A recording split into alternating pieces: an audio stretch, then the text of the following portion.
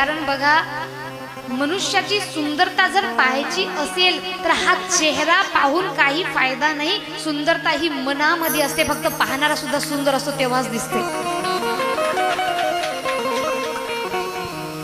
आपण सुंदरता एक कशावर आपण एक ठसा मारून ठेवलेला आहे. सुंदर व्यक्ती म्हणजे कोण? फर्स्ट गुण त्याच्यामध्ये आला पाहिजे, पांढरा फट, इंग्रजांसारखा. बरोबर ना? गोरा आहे म्हणजे तो सुंदर आहे? अजिबात नाही. दुसरा गुण आपण पाहतोय काय? नाकी डोळी छान असला म्हणजे तो सुंदर आहे. एखादा व्यक्ती गोरा आहे, नाकी डोळी सुद्धा सुंदर आहे, पण व्यक्तिमत्व काहीही नाही. त्या सुंदरतेला काय करायचे सांग? 2 दिसाची तुझी जवानी पुढे नाही दिसणार रे.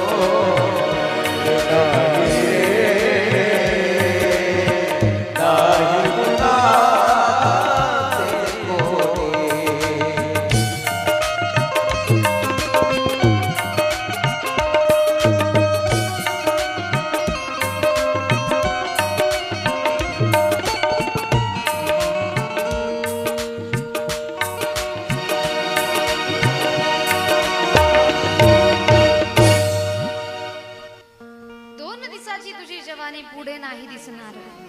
मेल्या मागे सर्व राहिले, तुटतील धागे दोरे. दिसायला मनुष्य कितीही सुंदर असू दे, एक वेळकाळ आहे, एक मर्यादा दिलेली आहे. त्या मर्यादेच्या नंतर, एक वय झाल्याच्या नंतर किती जरी सुंदरता असली, विश्व सुंदरी असली तरी तिची सुंदरता ही टिकून राहणार नाही. म्हणून कोण किती सुंदर आहे हे चेहऱ्यावरून ठरवायचं नसतं. ज्याचं मन सुंदर, ज्याचे विचार सुंदर, तो या जगात सुंदर आहे. लक्षात. आणि तोच व्यक्ती भगवंताला सुद्धा आवडत असतो. तुम्ही बघा, जो भेदभाव आहे हा मनुष्य पुढे चालतोय, भगवंता पुढे चालत नाही. आपण कित्येक वेळा हा विषय ऐकला असेल की VIP दर्शन करून लोक निघून चालली, VIP दर्शन करून लोक निघून चालली, आणि जी साधारण लोक आहेत ती तिथंच राहिली. भगवंत सुद्धा आजकाल पैशावाल्याचे झालेले आहेत. सर्वजण बोलतात, पण एक गोष्ट लक्षात ठेवा, भगवंत कालही भक्तिभाववाल्याच भक्ताचे होते आणि आजही भक्तिभाववाल्याच भक्ताचे आहेत. जरी दर्शनामध्ये फरक असला तरी सुद्धा आशीर्वादामध्ये सुद्धा तसाच फरक भगवंत दाखवतात. जेवढी प्रतीक्षा, जेवढी लांब लाईन लावून तुम्ही दर्शनाला जाता, तेवढा जास्त भगवंताचा आशीर्वाद सुद्धा आपल्या एका भक्ताला मिळत असतो. लक्षात घ्या. जे लवकरात लवकर दर्शन करून निघून जातात त्यांना फळ सुद्धा लवकरात लवकर थोडक्यामध्ये थोडंसं मिळून जातं, पण जेवढी प्रतीक्षा आहे तेवढंच फळ सुद्धा आपल्याला मिळतं. फक्त विषय काय की आपण सुखाची सुद्धा व्याख्या बदलून टाकली. आजकाल आपल्याला काय वाटतंय, VIP लोक येतात आणि त्यांनाच भगवंत जास्त पैसा सुद्धा देतात. ते भगवंताला देतात म्हणून भगवंत त्यांना देतात. परंतु एक गोष्ट नेहमी लक्षात घ्या, पैसा आहे, धन दौलत संपत्ती आहे म्हणून तो सुखी आहे, हा सगळ्यात मोठा गैरसमज आहे बरं का. अहो, बंगल्यांमध्ये रडताना लोकांना बघितले आणि फुटपाथवर भिकारी आहे पण रोज हसताना मी त्यांना बघितलेले. कारण एकच, तुका म्हणे तया सुखा काय उने राहे समाधान चित्ताची.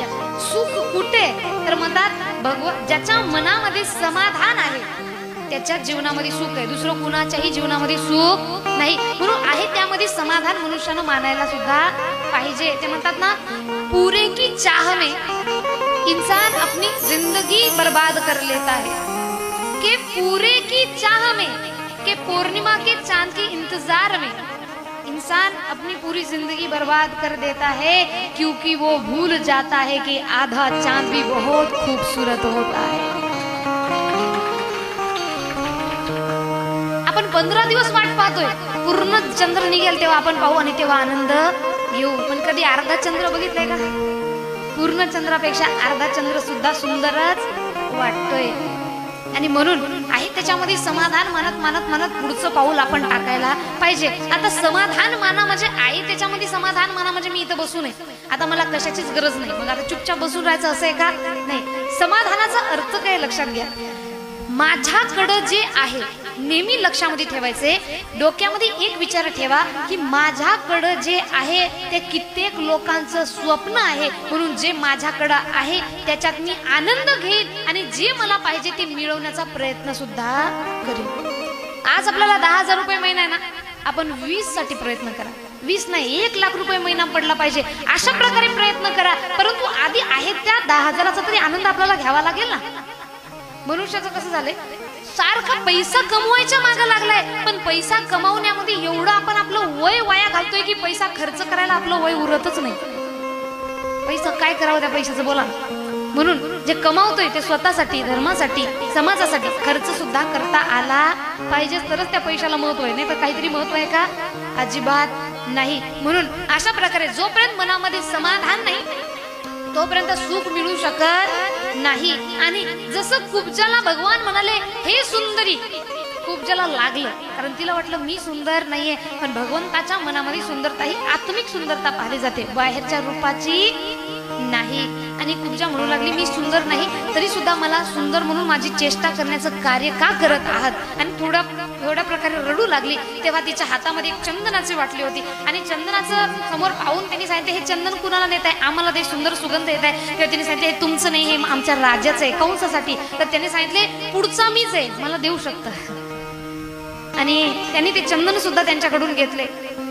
आणि चंदन घेतल्याच्या नंतर कुब्जाचा हात पकडला आणि एकदम सरळ केल्याच्या नंतर त्या कुरूप असलेल्या कुब्जेचं रूप हे अगदी सुंदर स्त्री सारखं काया पलट तिची झाली. बोला गोपाल.